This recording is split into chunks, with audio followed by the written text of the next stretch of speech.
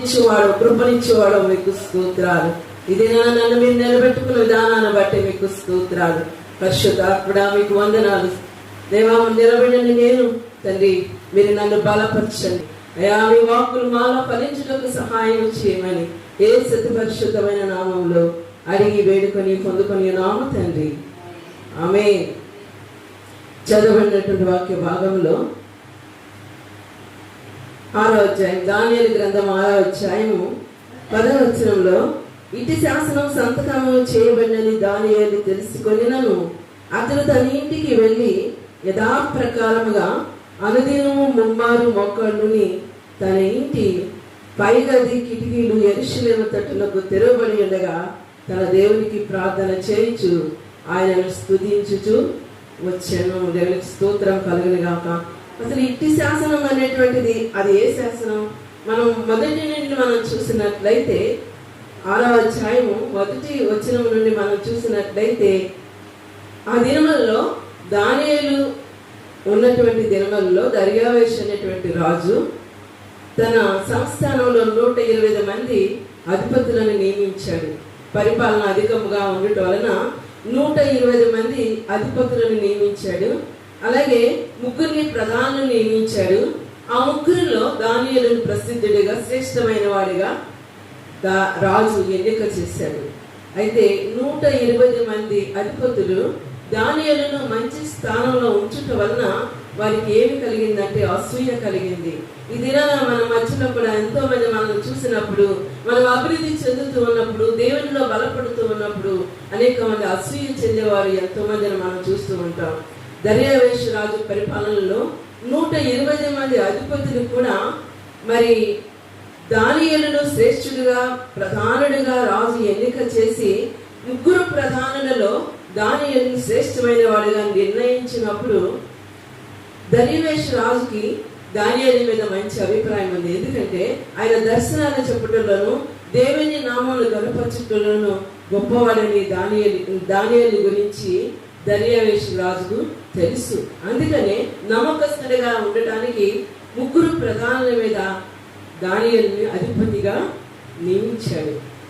ఈ విషయంలో వ్యతిరేకముగా అసూయ చెందిన వారందరూ కూడా ఏం చేశారంటే, ఇలా మన దానియేలును మనం అభివృద్ధి చెందించడానికి వీల్లేదు, ఎలాగైనా అతని ఆ పదవి నుండి తొలగించాలనే ఉద్దేశంతో రాజు దగ్గరికి వెళ్ళి ఒక గొప్ప శాసనం మనం ఎలాగైనా రాయించాలి. అది ఏ రీతిగా వ్రాయించాలి, ఎలా వ్రాయించాలి అనేటువంటి ఆలోచన చేసి వాళ్ళందరూ కూడా కలిసి ఏ రీతిగా వెళ్ళారంటే, రాజు దగ్గరికి వెళ్ళి ఏం చేశారంటే, క్రింద మనం 7వ వచనం చదివినట్లయితే, రాజుకు ప్రధానులను, సేనాధిపతులను, అధిపతులను, మంత్రులను, సంస్థానాధిపతులను అందరూ కూడి రాజు ఒక ఖండితమైన చట్టము స్థిరపరిచి దాన్ని శాసనముగా చాటింపజేయనట్లు యోచన చేసిరి. ఎట్లనగా 30 దినముల వరకు నీ యొద్ద తప్ప మరి ఏ దేవుని యొద్దనైనను మానవుని యొద్దనైనను ఎవడనూ ఏ మనవి చేయకూడదు. వాళ్ళు ఏ విధంగా ప్లాన్ చేశారంటే, ఎట్లాగైనా దానియేలును ఆ శ్రేష్టమైన పదవి నుండి తొలగించాలి, అతను ముందుకు కొనసాగడానికి వీలేదని ప్లాన్ చేసి వీళ్ళు ఏం చేశారంటే, రాజు దగ్గరికి వెళ్ళి 30 రోజుల వరకు కూడా నీకు తప్ప ఎవరి దగ్గర కూడా మనవులు చెప్పకూడదు, ఏ దేవుని కూడా ప్రార్థన చేయకూడదు అని వీళ్ళందరూ కూడా ఒక శాసనాన్ని వ్రాయించి సంతకం పెట్టమని రాజు దగ్గరికి వెళ్ళి మనవి చేశారు. రాజు ఏం చేశాడో చూడండి ఒకసారి. ఎవడైనా నువ్వు చేసిన ఎడల వాడు సింహముల గుహలో పడద్రోయబడును. రాజు ఈ ప్రకారముగా రాజు శాసనం ఒకటి పుట్టించి మాదీయుల యొక్కయు పార్సీకుల యొక్కయు పద్ధతిని అనుసరించి స్థిరంగా ఒక శాసనం ఉండినట్లు దాని మీద సంతకం చేయమని మనవి చేసిరి. ఒకసారి రాజు సంతకం చేస్తే అది స్థిరపరచబడుతుంది, అది జరుగుతుంది, దాన్ని ఎవరు కాదంటానికి కూడా వీల్లేదు. రాజు దగ్గరికి వీళ్ళందరూ కూడా వెళ్ళి ఏం చేశారంటే, ఎవరు కూడా ఒక 30 రోజుల వరకు కూడా ఏ దేవుని యొక్క ప్రార్థన చేయడానికి వీలు లేదు, ఎవరి దగ్గరికి వెళ్ళి తమ మనవులు చెప్పుకోవడానికి వీలు లేదు. ఎవరు చెప్పాలి? కేవలం దర్యావేషు రాజు దగ్గరకు మాత్రమే వచ్చి చెప్పాలి అనేటువంటిది వీళ్ళందరూ కూడా ఒక శాసనం లాగా వ్రాయించి రాజు దగ్గరికి వెళ్ళి ఒక సంతకం పెట్టించి ఒక శాసనం అయితే తయారు చేయించారు. దీని గురించి మనం మొదటి చదువుకున్నాం. ఇట్టి శాసనము సంతకము చేయబడినని దానియేలు తెలుసుకున్నను. అతడు తన ఇంటికి వెళ్ళి యథాప్రకారముగా అనుదినము ముమ్మారు మోకాళ్ళుని తన ఇంటి పైగది కిటికీలు యెరూషలేము తట్టులకు తెరవబడి ఉండగా తన దేవునికి ప్రార్థన చేయించు ఆయనను స్తుతించుచూ వచ్చెను. దేవునికి స్తోత్రం కలుగును గాక. దేవుని కలిగిన మనము, దేవుని కలిగి జీవిస్తున్నటువంటి మనము పరిస్థితులను బట్టి మారకూడదు, వారి మనుషుల యొక్క ప్రభావాలను బట్టి మారకూడదు, మన యొక్క స్థితిగతులను బట్టి మారకూడదు.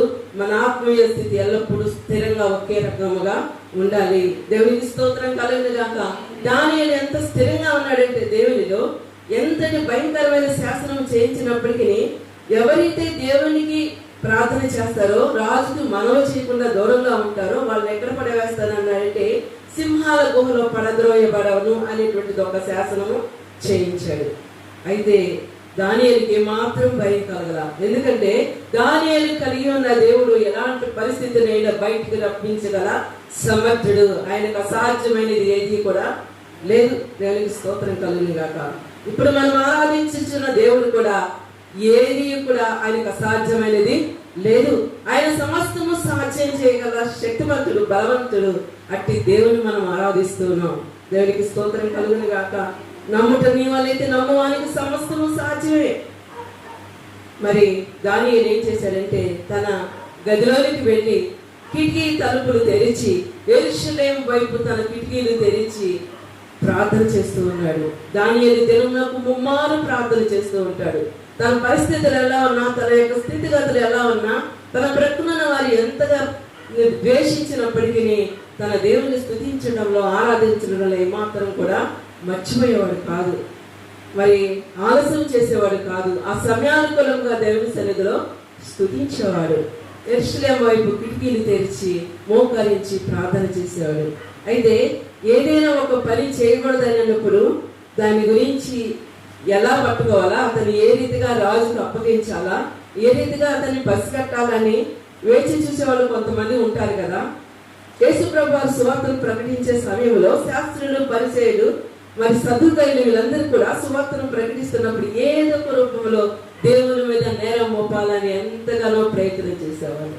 స్వస్థపరచుతున్న సమయంలో కానీ, దేవుని ఉపమానాలు బోధించే సమయంలో కానీ, ఆయన వెంబడించే శిష్యుల మీద కానీ, ఆయన మీద కానీ ఎన్నో నేరములను మోపడానికి ఎంతగానో ప్రయత్నం చేసేవారు. ఏదో ఒక అవకాశం చూసుకొని ఎలాగైనా సరే దానియేలును రాజు చెప్పిన విధముగా ఆ శాసనములో ప్రకారము అతనిని మరి సింహాల బోనులో వేయించాలని ఆలోచన చేసినప్పుడు దేవునికి స్తోత్రం కలుగును గాక.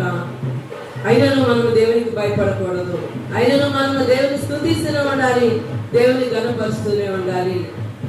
నేనేమైనా ప్రభువా నిన్ను స్తుతిస్తాను, నాకేమన్నా ప్రభువా నీకే అర్పిస్తాను. నేనేమైనా ప్రభువా నిన్ను స్తుతిస్తాను, నాకేమన్నా ప్రభువా నీకే అర్పిస్తాను.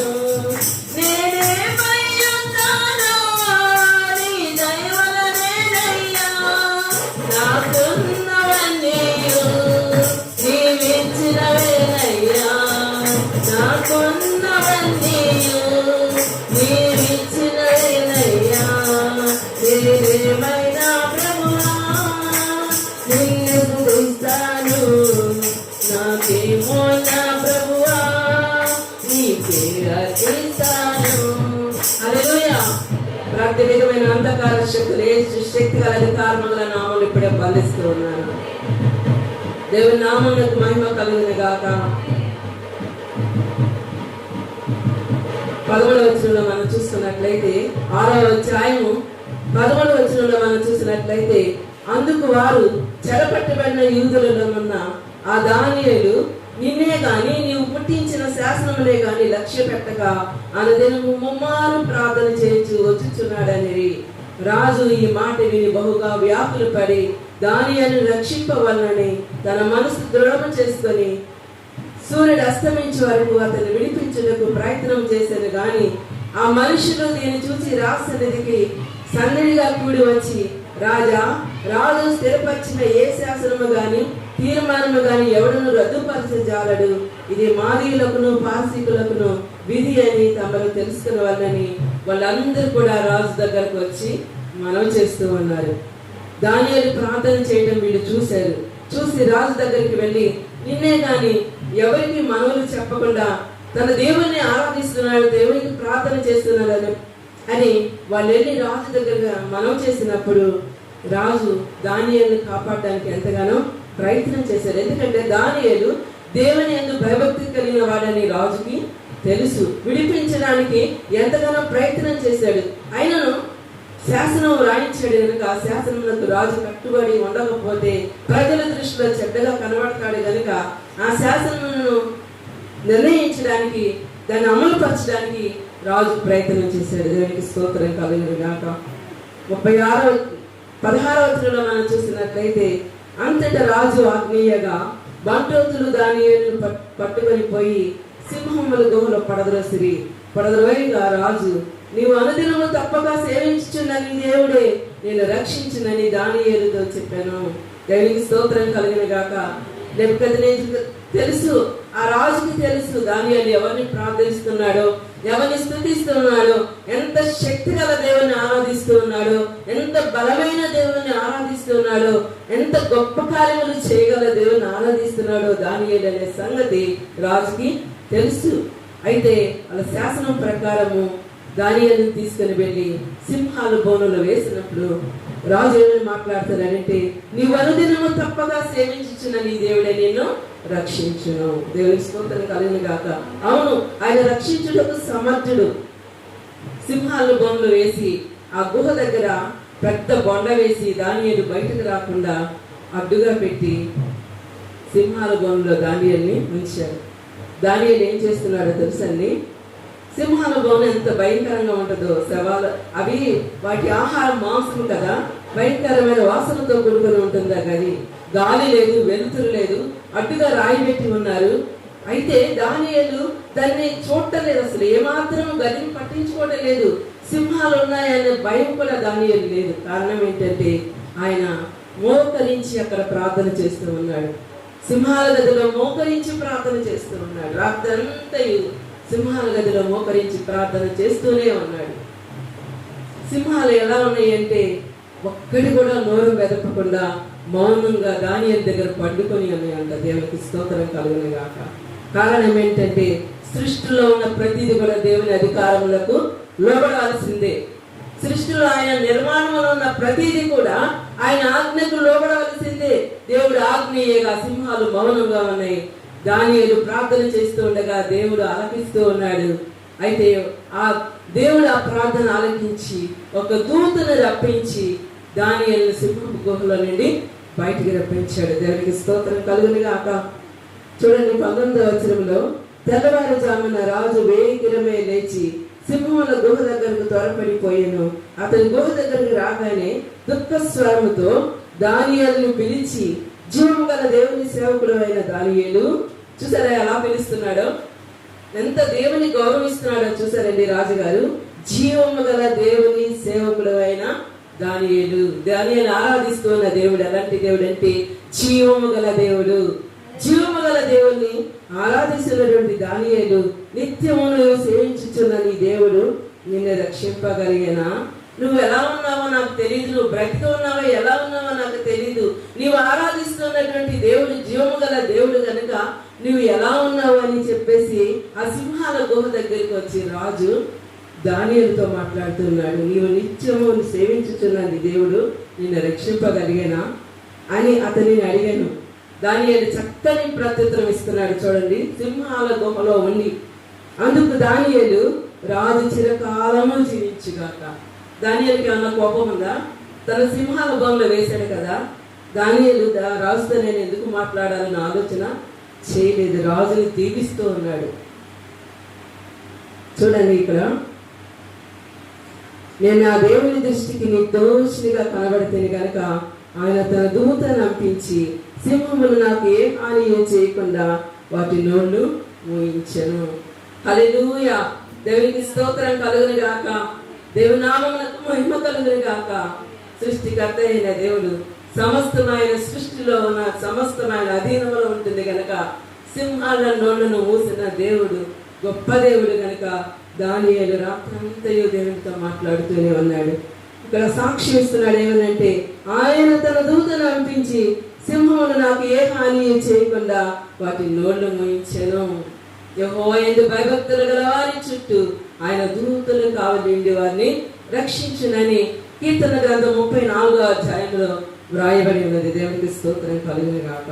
ఆయన యందు భయభక్తులు కలిగిన బిడ్డలను దేవుడు తప్పక కాపాడుతూ ఉంటాడు. ఎంత ప్రమాదంలో ఉన్నా, ఎంత శోధనలో ఉన్నా, ఎంత బలహీనతలో ఉన్నా, ఎంత శోధనలో, ఎంత ఇబ్బందుల్లో ఉన్నా, ఏ ప్రమాదంలో ఉన్నా ఆయనను కలిగి ఉన్నట్లయితే, దేవుని యందు నీవు భయభక్తులు కలిగి ఉన్నట్లయితే ఆయన నిన్ను విడిచిపెట్టే దేవుడు కాదు. ఆయన నిన్ను సంరక్షించే దేవుడు, నిన్ను స్వస్థపరిచే దేవుడు, నిన్ను శ్రమల నుండి విడిపించే దేవుడు. ఆయన దూతలను నీకు తోడుగా ఉంచి నిన్ను బలపరుస్తాడు. అప్పుడు సింహాల బోను నుండి ఆయన బయటికి తీసుకొని వచ్చినప్పుడు ఎవరైతే సింహాల బోనులో వేయమని చెప్పి ఉన్నారు రాజు దగ్గరికి వచ్చి వాళ్ళ సింహాల బోనులో వేసినప్పుడు సింహాలు వాళ్ళందరూ కూడా ముక్కలుగా పొడిపొడిగా చేసి తినేసింది అంట. దేవునికి స్తోత్రం కలుగును గాక. దానియేలుకి వాడుకున్న వ్యత్యాసం మనం గమనించినట్లయితే, దానియేలు అయితే దేవుని యందు నిరంతరం ప్రార్థన చేస్తూ ఉన్న బిడ్డ, దానియేలు నిరంతరము దేవుని యందు భయభక్తులు కలిగి జీవిస్తూ ఉన్న వ్యక్తి. అయితే దానియేలును పడవేసిన వ్యక్తులైతే దేవునికి భయపడక జీవించేవారు. వాళ్ళు సింహాల గుహలో పడవేసినప్పుడు వాళ్ళు పొడిగా సింహాలు చేసేసినాయంట. దేవునికి స్తోత్రం కలిగిన గాక. ఏ శోధన మన దరికి రాదు. కారణం ఏంటంటే దేవుడు మనకి తోడై ఉంటాడు కనుక ఏ ఇబ్బంది మనకి రాదు. ఎంత బలహీనత ఉన్నా ఆ బలహీనత నుండి మనల్ని దేవుడు కాపాడటానికి ఎంతగానో ప్రయత్నం చేస్తాడు. మనం దేవునికి అప్పగించుకున్నప్పుడు, మనం దేవునికి సమర్పించుకున్నప్పుడు ఇంకా మనం చేసేది ఏంటంటే మౌనంగా ఉండడమే. ఆయనే మన పరిస్థితులన్నింటినీ బాగు చేయవాడు. ఆయన మన స్థితిగతులన్నింటినీ మార్చివేసే దేవుడు. దేవునికి స్తోత్రం కలిగిన గాక. 91వ కీర్తన మనం చూసినట్లయితే 10వ వచనంలో, నీకు అపాయం ఏమీ రాదు, ఏ తెగులును నీ గుడారం సమీపించదు, నీ మార్గములన్నింటిలో నిన్ను కాపాడుటకు ఆయన నిన్ను గూర్చి తన దూతలను ఆజ్ఞాపించును. నువ్వు ప్రయాణం చేస్తున్నావా, లేదంటే ఒక ఇంపార్టెంట్ పని మీద ఉన్నావా, లేదంటే మరి ఎప్పటి నుంచో మనకి ఆ పనిలో విడుదల కలగలేదని మనం ఎదురు చూస్తున్నామా, ఆ విషయాలన్నిటినీ దేవుడు దృష్టించి చూస్తూ ఉన్నాడు. వాటన్నిటిలో విజయం ఇస్తాడు. మన మార్గములన్నింటిలో కాపాడటానికి ఆయన మనను గూర్చి తన దూతలకు ఆజ్ఞాపిస్తాడంట. ఏ కీడు గుడారము సమీపించకుండా ఆయన మనలను కాపాడుతూ ఉంటాడు. దేవునికి స్తోత్రం కలిగిన గాక. దేవుని నామమునకు మహిమ కలిగిన గాక. దానియేలు వలె ఉండాలని మీరు ఆలోచిస్తూ ఉన్నారా? దానియేలు ఎంత భయభక్తులు కలిగి దేవుని సన్నిధిలో ఉన్నాడంటే 3 దినములకు 3 సార్లు ప్రార్థన చేసేవాడంట. ఒక్కసారి ప్రార్థన చేయగలుగుతున్నారా? ఒక్కసారి దేవుని సన్నిధిలో స్తుతించగలుగుతున్నారా? ప్రార్థన మనకు ఆయుధముగా ఉంటుంది. ప్రార్థన మనల్ని సరైన మార్గంలో నడిపించడానికి అవకాశం ఉంటుంది. ప్రార్థన మన స్థితిగతులను, మన పరిస్థితులను మార్చడానికి అవకాశం ఉంటుంది. ప్రార్థన లేకపోతే దానియేలు ఏమాత్రం ప్రార్థన లేకుండా సింహాల బోన్లోకి వెళ్ళినట్లయితే సింహాలు తినివేసి ఉండేవి. కానీ దేవుడు సింహాల గుహలో వేసినప్పటికీ దానియేలు మోకరించి రాత్రంతా ప్రార్థన చేయటం వల్ల సింహాలు మౌనంగా దానియేలు దగ్గరకు వచ్చి పడుకోమన్నాయి. ఎంత సంతోషం కదా.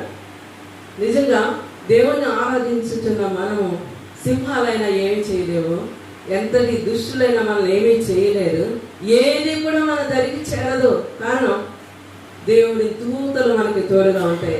నమ్మి బాప్తిసం పొందిన ప్రతి ఒక్కరికి కూడా ఆయన దూతలను మనతో కూడా నిత్యము ఉంచుతాడు. దేవునికి స్తోత్రం కలుగును గాక.